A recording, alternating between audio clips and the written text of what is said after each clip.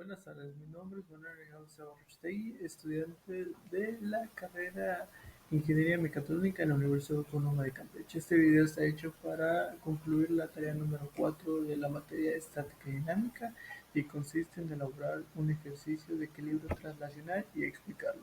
Como introducción podríamos decir que el equilibrio translacional se refiere a la condición en la que la suma de todas sus fuerzas externas aplicadas a un objeto es igual a cero.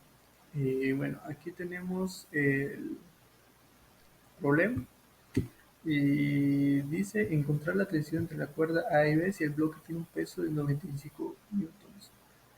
Tenemos la representación visual y, y abajo se encuentra el diagrama de cuerpo libre que elabora. Como se puede ver, se encuentra la cuerda A, la cuerda A, la cuerda B y el peso del objeto correspondiente.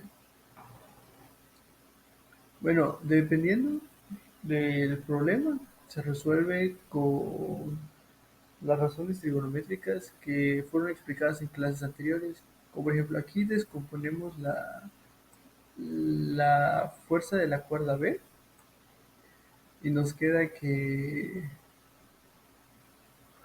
sus componentes rectangulares quedan distribuidas de la siguiente forma. La componente en B queda de este lado y la componente en Y de este. Por lo tanto, queda representado de esta manera. La componente del vector correspondiente al coseno 40 y la magnitud y queda correspondiente a la magnitud del vector multiplicando al seno de 40. Y siguiendo con la organización de los datos, podemos ver que la componente x del peso es igual a cero, por lo que vemos aquí representando el diagrama de cuerpo libre, y la componente del peso en el y queda representado como menos 95, porque según el plano cartesiano nos indica que queda entre el tercero y cuarto cuadrante, por lo tanto y queda negativo. Por último, para la tensión de la cuerda A vemos que queda en un signo negativo, por lo tanto en X sería menos A y en Y pues se mantiene en el componente X, por lo tanto Y sería igual a cero.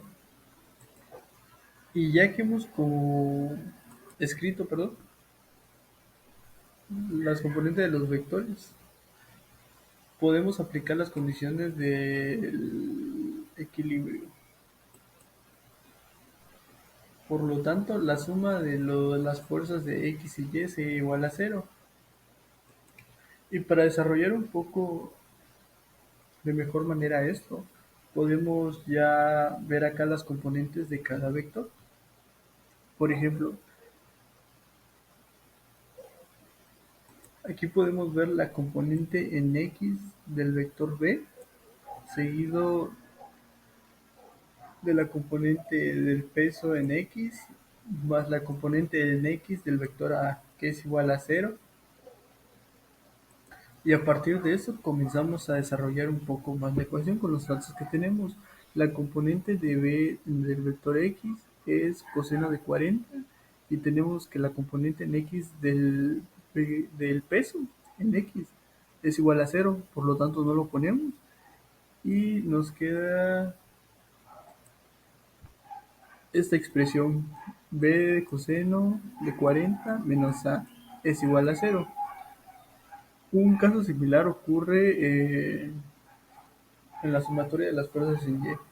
Sustituimos de igual manera la componente de B del vector Y, del peso en y de A en Y. Nos queda B seno de 40 más menos 95 es igual a cero. Y a partir de esta ecuación ya podemos sustituir para encontrar el valor de B. nos quedaría B es igual a 95 sobre seno de 40 y nos da un resultado de 147,79. Y una vez que ya tenemos el valor de B, lo sustituimos en la ecuación 1, quedándonos 147,79 newtons coseno de 40, que es igual a 113,21 newtons menos A.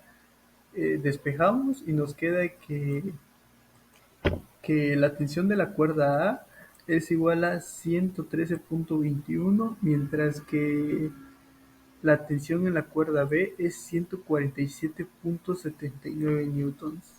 Lo remarcamos para que se vea.